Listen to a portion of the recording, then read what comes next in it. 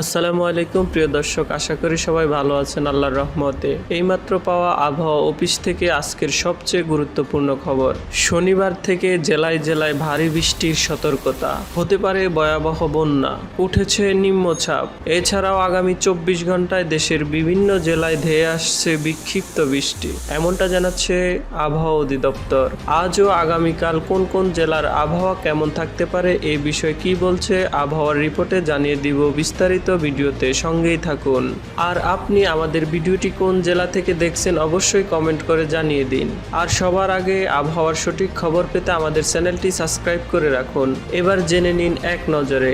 আবহাওয়ার পূর্বাভাসে বলা হয়েছে, বর্তমানে দেশের দক্ষিণ অঞ্চলে বৃষ্টিপাতের প্রবণতা বৃদ্ধি পেলেও দেশের মধ্য ও উত্তর অঞ্চলে বৃষ্টিহীন রয়েছে। তবে শুক্রবার রাত থেকে দেশের বিভিন্ন অঞ্চলে মাঝারি থেকে ভারী বৃষ্টিপাত হতে পারে বলে জানিয়েছেন বাংলাদেশ আবহাওয়া অধিদপ্তর। এছাড়াও গত 24 ঘন্টায় সর্বোচ্চ বৃষ্টিপাত রেকর্ড করা হয়েছে ঢাকার নিকুলিতে 46 মিলিমিটার, আর সর্বোচ্চ তাপমাত্রা সিলেটের শ্রীমঙ্গলে 35.6 ডিগ্রি সেলসিয়াস।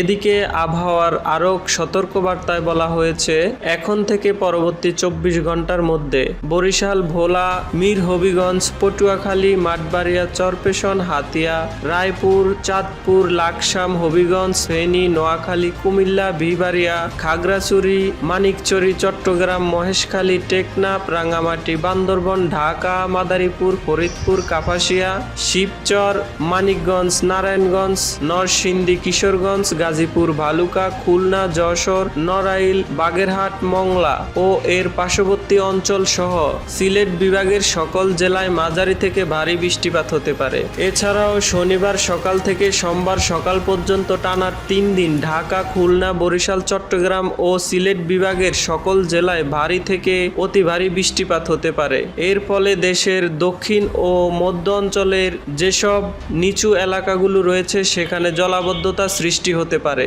তাই এখন থেকে পূর্ব প্রস্তুতি নিয়ে রাখুন। এদিকে বন্যার পূর্বাভাস।